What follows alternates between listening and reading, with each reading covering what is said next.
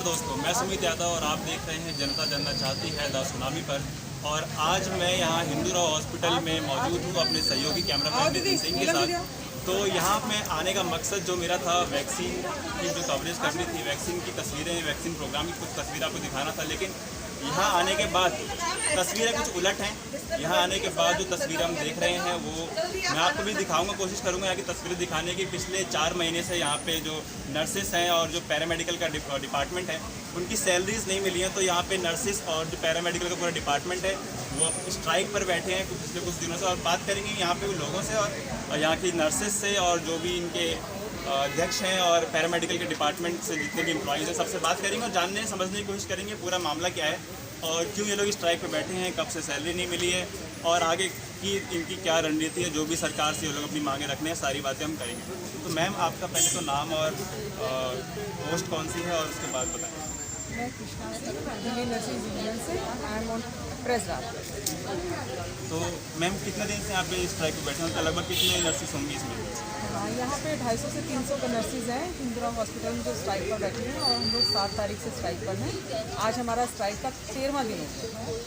तो क्या समस्या है, क्यों मतलब यहाँ पे लोग बैठे हुए हैं और क्या आप लोग चाह रहे हैं कि क्या बात आपके आगे पहुँचे? समस्या तो एनसीडी की पुरानी है। कोविड जब से स्टार्ट हुआ है, हेल्थ वर्कर ने बिना कुछ सोचे, बिना कुछ समझे आगे होके फ्रंट लाइन वर्कर की तरह काम किया, मरीजों की सेवा की, बिना डरे आगे आके काम किया।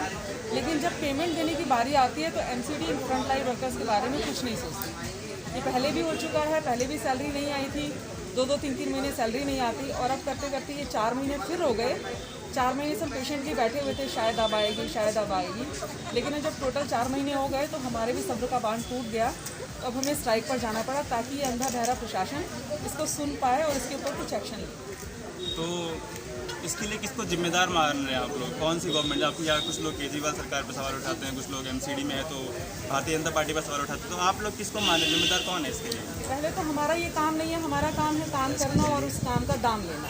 हम तो इनसे भीख नहीं मांग रहे, अपना अधिकार मांग रहे हैं। दूसरा, हम इसमें सबको जिम्मेदार ठहराते हैं। एनसीडी की जिम्मेदारी है, केजरीवाल मुख्यमंत्री हैं दिल्ली के, उनकी भी जिम्मेदारी है। उनको कर्मचारियों का रोना दिखाई नहीं दे रहा, उनको इन कर्मचारियों में अपना वोटर दिखाई नहीं देता। और ये सेंट्रल गवर्नमेंट की भी जिम्मेदारी है कि वो अपनी देश की राजधानी है, देश की राजधानी में सेंट्रल गवर्नमेंट के नाक के नीचे इतना गलत कर्मचारियों के साथ हो रहा है और किसी की तरफ से कोई संदेश नहीं आ रहा कि कब होगा ख़त्म, कैसे चलेगा, कितने दिन रहेगा, कुछ इनको फ़र्क नहीं पड़ता इससे। तो मेरा मैम, अभी कुछ दिनों पहले, 2-3 दिन पहले आतिशी, जो कि नॉर्थ दिल्ली से का वो है, विधायक हैं यहाँ से, तो आम आदमी पार्टी से, उन्होंने अपनी प्रेस कॉन्फ्रेंस करी तो उन्होंने अपना पूरा ब्यौरा दिया था कि कितना उनका उधार एमसीडी को, उन लोगों कितना लोन उन लोगों ने एमसीडी को दे रखा है आम आदमी पार्टी ने, और मुख्यमंत्री की तरफ से कितना लोन दिया गया है। और एमसीडी के जो पार्षद हैं वो इस पर घपलेबाजी कर रहे हैं कुछ। तो इसमें कुछ समझना होगा, क्योंकि कई चीज़ें आम आदमी पार्टी भारतीय जनता पार्टी को ब्लेम करती है कि वो उनकी जिम्मेदारी है यहाँ पे सैलरी देना एमसीडी के जितने भी एम्प्लॉयज़ हैं, चाहे वो हेल्थ वर्कर्स हों या फिर एमसीडी के जो सफाई कर्मचारी हैं वो हों। लेकिन किसको असल में जिम्मेदार कौन है, ये अभी तक कुछ साफ नहीं हो पा रहा है। क्योंकि एक्चुअली जब प्रेस कॉन्फ्रेंस होती है तो सब एक दूसरे के ऊपर दोषारोपण करते हैं, लेकिन कभी भी किसी ने किसी के खिलाफ कोई एफआईआर, कोई कंप्लेन, कोई केस रजिस्टर नहीं कराया। तो हम भी इसी गफलत में है कि जिम्मेदारी किसकी है, इसके पीछे फॉल्टी कौन है, कौन गलत है, ये हमें भी नहीं पता। लेकिन सबसे पहले जिम्मेदारी तो एमसीडी की बनती है। लेकिन अगर एमसीडी ने हाथ खड़े कर दिए तो ये दिल्ली सरकार की जिम्मेदारी है कि वो हमें भी अपना नागरिक समझे, कर्मचारियों से हमें दुश्मनों की तरह ना समझे। हम उनके दुश्मन नहीं हैं, हम भी उनके वोटर हैं। हम में से पता नहीं कितने लोगों ने उन्हें भी वोट दिया होगा और हो सकता है मैंने भी वोट दिया हो, इसको हम डिस्क्लोज नहीं कर सकते हमने किसको दिया किसको नहीं दिया, लेकिन हम भी उनके वोटर हैं। वोटर ही समझ के हमारी समस्याओं का समाधान करें।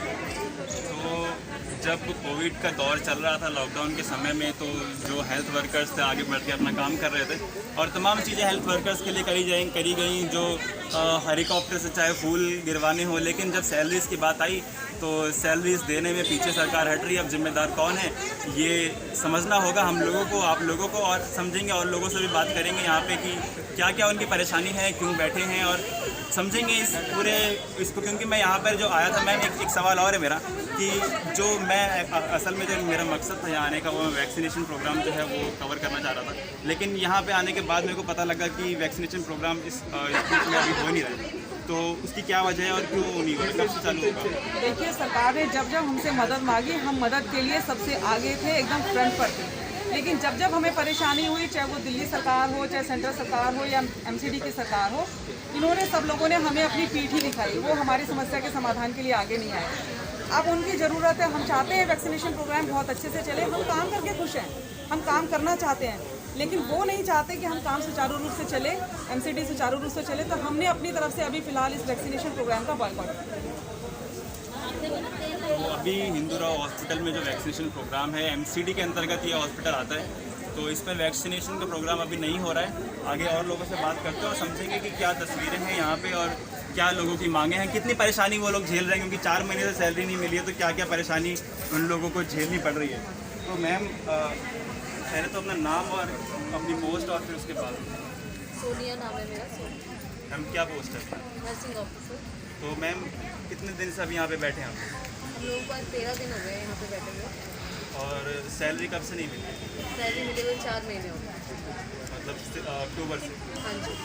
तो अक्टूबर से सैलरी नहीं मिली है, लॉकडाउन का दौर, पैसों की जो हम सभी घरों में परेशानी हम देख रहे हैं, तो शायद मैम आप कितना समझ पा रहे हो कि सरकार भी लगातार वही दावे करती है कि GDP की जो ग्रोथ है वो नेगेटिव में चली गई, तो सरकार के पास पैसे नहीं है, तो वो लोग सोच रहे हैं कि अगर और आने वाले समय में क्या मदद दें। हमें जो है इस वक्त हम लोगों ने काम कर रखा है सैलरी के लिए, तो हमें हमारी सैलरी चाहिए और हमें कुछ नहीं चाहिए, हमें किसी नेता से कोई मतलब नहीं है, हमें कुछ नहीं करना आगे, हमें सिर्फ जो हम काम करते हैं उसके बजाय हमें वेतन चाहिए, हमारा सैलरी चाहिए। तो ये जो मांग आप स्ट्राइक पे बैठे हैं, किससे मांग कर रहे हैं, कौन सुनेगा आपकी बात यहाँ पे? MCD सुनेगी। चलिए, तो MCD सुनेगी इनकी मांग, और MCD में आप सभी लोग बेहतर जान रहे होंगे किसकी सरकार है यहाँ पे, तो और लोगों से समझते हैं। मैम क्या नाम है और पोस्ट पहले? मैं रचना लांबा नर्सिंग ऑफिसर हूँ और मैं एग्जीक्यूटिव मेंबर हूँ। तो मैम क्या मांगे हैं और कब से आप बैठे हुए हैं? हमें आज 13 दिन हो गए हैं यहाँ पर स्ट्राइक पर बैठे हुए, लेकिन हमारी कोई सुनवाई नहीं है, हमारे को यहाँ पर पूछ ही नहीं रहा आकर, और ऐसा लग रहा है कि किसी को कोई फ़र्क ही नहीं पड़ता कि यहाँ पर बैठो, चाहे हम 1 महीना बैठे, हमें किसी से कोई आवाज़ ही नहीं आ रही है कि कोई हमारी प्रॉब्लम सुनना भी चाहता है, और हमें इतनी दिक्कतों का सामना करना पड़ रहा है यहाँ पर।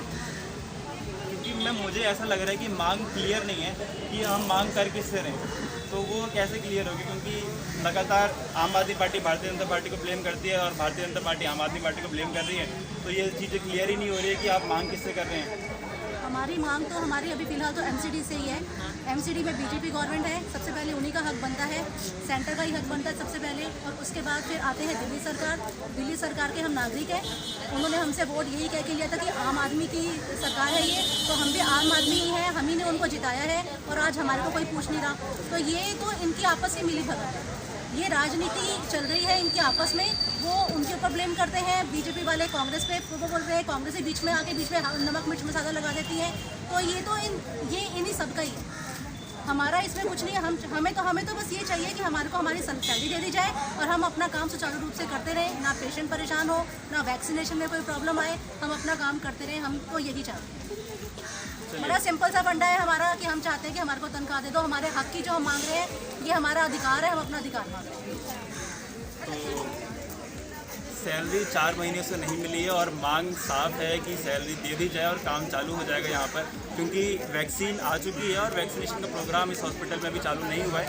और अभी हम सिर्फ सैलरी की डिमांड कर रहे हैं, अभी हमारा DA एरियर अभी और बहुत कुछ पड़ा हुआ है, उसकी तो हम डिमांड ही नहीं कर रहे हैं, और सैलरी के चक्कर में हमारी और चीज़ें रह ही जाती हैं, हमारे प्रमोशन के मुद्दे हैं, हमारे एरियर्स के मुद्दे हैं, हमारे बोनस के मुद्दे हैं, वो अभी हम कुछ कर ही नहीं पा रहे। हम इसकी प्रॉब्लम सॉर्ट आउट नहीं होती है, आगे के हम क्या मुद्दे लेकर बैठे, हमारी ये भी बहुत बड़ी समस्या है। समस्या है कि सैलरी के अलावा भी और भी कई समस्याएं हैं और मांग सैलरी अभी फ़िलहाल की सैलरी की मांग कर रहे हैं यहाँ पे जो भी वर्कर्स और नर्सेस बैठी हुई हैं। तो सवाल सबसे है, मांग सबसे है, चाहे वो MCD की गवर्नमेंट हो, चाहे वो केंद्र सरकार में बैठी प्रधानमंत्री मोदी से बात हो, चाहे दिल्ली सरकार में बैठे अरविंद केजरीवाल हो, तो मांग सबसे है क्योंकि सभी दिल्ली में बैठे हैं, चाहे वो केंद्र सरकार के लोग हों वो भी दिल्ली में बैठते हैं, चाहे वो दिल्ली सरकार के लोग हों केंद्र सरकार के लोग हों, सभी दिल्ली में बैठे हैं। और जो निगम पार्षद हैं यहाँ पे, जो एमसीडी में सरकार है वो भी भारतीय जनता पार्टी की सरकार है। तो मुख्य मांग जो है बीजेपी से है और साथ ही साथ सवाल केजरीवाल सरकार पर भी उठते हैं कि क्योंकि दिल्ली के लोग हैं, दिल्ली की जनता है, आम आदमी पार्टी जो नारा उन्होंने लगाया था कि आम आदमी के लिए सरकार है, तो वो सवाल सभी से, मांग सभी से, और सभी को देखना होगा इसकी जिम्मेदारी कौन लेगा, ये समझना होगा आप लोगों को और सभी लोगों को जो सरकार में बैठे हैं उन लोगों को भी ये सवाल जिम्मेदारी इसकी किसको लेनी है, चाहे एमसीडी को लेनी है या फिर दिल्ली सरकार को लेनी है। तो बोलो मैम, क्या नाम है आपका? मेरा नाम रेनू खरम नाम है, मैं नर्सिंग ऑफिसर हूँ। तो मैम क्या लग रहा है कि अभी तो मतलब 13-14 दिन हो गए मेरे ख्याल से, तो कैसे सुन, क्योंकि अभी तक तो इसकी कोई आवाज़ ही नहीं मेरे को सुनाई दी। मैं यहाँ आया हूँ आज तो मेरे को पता चला है कि यहाँ पे कुछ लोग स्ट्राइक में बैठे हैं। कुछ लोग नहीं, हिंदू राह भी हड़ताल पे नहीं है, कस्तूरबा हॉस्पिटल भी है, आरबीटी भी है, ये तीनों ही एमसीडी के बड़े हॉस्पिटल हैं। सबसे बड़ा हिंदू राह हॉस्पिटल है, वहाँ ये हाल है, तो बाकी उसमें तो क्या है। तो आवाज़ पहुँचेगी कैसे मैम, क्योंकि अभी तक तो मैं आ रहा हूँ और खबरें जो चलती हैं टीवी पे देखते हैं तो उसमें तो इस चीज़ की कोई भनक भी नहीं है कि कैसे कुछ लोग की सैलरीज नहीं मिली हैं नर्सिस को, एमसीडी डिपार्टमेंट को, एमसीडी के जो भी जितने भी एम्प्लॉयज़ हैं उनको सैलरी नहीं मिली है, तो पता कैसे चलेगा? देखो पॉलिटिक्स में ये चीज़ बनी है ना, जो सच्चाई होती है उसे तो हमेशा ही दबाया जाता है, ये तो कोई नई बात नहीं है। हम अपने हक के लिए बैठे हैं, हमें पता है आगे कुछ हो या ना हो, हमें अपनी सर्विस चाहिए। ये दोनों पॉलिटिक्स खेलते हैं, आप पे और बीजेपी आपस में दोषारोपण करती है, लेकिन इससे होगा क्या? कुछ नहीं। सफ़र पूरी तरीके से कर्मचारी कर रहा है, चाहे वो नर्सिंग ऑफिसर हो, फर्स्ट क्लास वर्कर हो या टीचर हो, एमसीडी में जो भी है सब परेशान। सवाल ये है कि आवाज़ सुनाई ही नहीं रही है, तो कब तक ऐसे बैठे रहेंगे? जब तक हमारा पूरा अधिकार नहीं मिल जाता, हमें सैलरी मिल जाती, हम बैठे हैं। तो यही बात है कि जब तक पूरा हमें सैलरी में नहीं मिलेगी तब तक हम यहीं पर बैठे रहेंगे। और सैलरी के लिए जो आवाज़ उठाई जा रही है अभी तक ऐसा लग रहा है कि बहुत धीमी है, आवाज़ ऊपर तक पहुंच ही नहीं पा रही है। तो मैं कोशिश करूंगा आपसे गुजारिश, जो लोग भी ये वीडियो देख रहे हैं ज़्यादा से ज़्यादा शेयर करें। पहले बीच में एक बार बता देता हूँ और आगे कुछ लोगों से बात करेंगे और एक बार और कि कुछ जो यहाँ पे लोग हैं वो शेयर करें इस वीडियो को ज़्यादा से ज़्यादा, ताकि ये बात जो है ऊपर तक पहुँचे, जो भी सरकार में लोग बैठे हैं उनके पास तक पहुँचे, वो लोग सुने कि किस तरह से जो एमसीडी के एम्प्लॉयज़ हैं, चाहे वो हेल्थ डिपार्टमेंट हो, चाहे वो सफाई कर्मचारी हों, सभी एमसीडी के जितने डिपार्टमेंट सबका हाल यही है। सर नाम क्या है और अपना डिपार्टमेंट और कौन सी पोस्ट है? राजेश यादव, नर्सिंग ऑफिसर हूँ। जी सर, तो कैसे वो बात बनेगी? बात तो बनानी पड़ेगी इनको, ये जो एमसीडी के अंदर वो ऑफिसर्स बैठे हैं, नेता बैठे हैं, अगर इनसे बात नहीं तो हम खुद ही छोड़े तो दूसरी सरकार आएगी वो हमें सैलरी देगी। क्योंकि ऐसे हेल्थ वर्कर्स अगर ऐसे स्ट्राइक पे बैठ जाएं तो पब्लिक को भी काफ़ी सफ़र करना शर्म पड़ता की है। बात है, बहुत शर्म की बात है जब हेल्थ वर्कर बैठा है। ऐसे हेल्थ वर्कर्स ऐसे स्ट्राइक पे बैठे तो पब्लिक को काफ़ी सफ़र करना पड़ता है। अगर इस तरीके से आप बैठे हैं और आवाज़ ऊपर तक पहुंच नहीं रही है तो कब तक सुलह होगी और कब तक ये समाधान होगा इस बात का? तो हेल्थ वर्कर्स का स्ट्राइक में बैठना बहुत दुर्भाग्य है और बहुत बुरी बात है देश के लिए भी। और ये तो देश की राजधानी है, देश की राजधानी में अगर ये हाल है तो बाकी देश के हिस्सों में क्या होगा? वैसे कोरोना वायरस हमें बनाया गया था कि आप कोरोना वायरस है, आप आगे आइए, फ्रंट लाइन पे आइए, जनता की सेवा कीजिए। हमने पूरा मन लगा करके सेवा की है, उसके बावजूद भी अगर हमें वेतन नहीं मिलेगा, अगर हमारा पेट नहीं भरेगा, बच्चों की फीस नहीं भर पाएंगे तो हमारा घर कैसे चलेगा, कैसे काम चलेगा? ये जो लोग जिम्मेवार हैं, ये सबसे पहले निगम की जिम्मेवारी है, वो कहीं से भी फंड का अरेंजमेंट करें। अगर वो फंड का अरेंजमेंट नहीं करते तो हेल्थ सेक्टर को दिल्ली सरकार में दे दीजिए या कुछ ही छोड़ दीजिए। जो अगली सरकार आएगी जनता को सब पता है क्या क्या हो रहा है, जनता भी नई सरकार लेके आएगी। तो चलिए, यहाँ पे लोग जो नर्सेस हैं और जो नर्स डिपार्टमेंट के जो लोग हैं काफ़ी परेशान हैं। और मैं एक बार फिर से कहूँगा कि शेयर करें इस वीडियो को और बात ऊपर तक पहुँचनी चाहिए, क्योंकि अगर बात दब जाती है, क्योंकि अभी तक 13 दिन से लोग बैठे हुए हैं, अभी तो कुछ इसकी सुनवाई, कुछ आवाज़ सुनाई ही नहीं दे रही है कहीं पे भी कि जो front end workers, corona warriors जिन्हें कहा गया कोरोना काल के दौरान, वो उनकी सैलरी नहीं आई है और वो लोग स्ट्राइक पर बैठे हुए हैं एमसीडी के जितने हॉस्पिटल्स हैं सभी में। और मैं एक बार दोबारा बताऊं कि चाहे हेल्थ वर्कर्स हो, चाहे सफाई कर्मचारी हो, एमसीडी के जितने डिपार्टमेंट है, सभी किसी भी वर्कर्स की सैलरी का समस्या काफ़ी दिनों से चल रही है। तो समझेंगे लोग और भी लोगों से बात करेंगे और समझते हैं कि क्या चीज़ें हैं। थोड़े नारे लगवा देते। क्योंकि चीज़ें काफ़ी कंट्रोल के बाहर होती जा रही हैं। 4 महीने से सैलरी नहीं मिली है। मैं बार बार बता रहा हूँ कि 4 महीने हो गए सैलरी नहीं मिली है। वर्कर्स काफ़ी परेशान हैं और किसी भी डिपार्टमेंट में, एमसीडी के कोई भी डिपार्टमेंट हो, चाहे हेल्थ वर्कर्स हो, चाहे सफाई कर्मचारी हो, किसी भी डिपार्टमेंट में सैलरी के लिए काफ़ी परेशानी। और दिल्ली में आप जैसे गंदगी देखेंगे तो वो उनकी भी स्ट्राइक अपनी रहती है। तो यहाँ पे हेल्थ वर्कर्स से तो काफ़ी समस्या हम लोगों के लिए, आम जनता के लिए भी काफ़ी ज़्यादा हो जाती है। मैम क्या नाम है आपका और कौन से पोस्ट पे?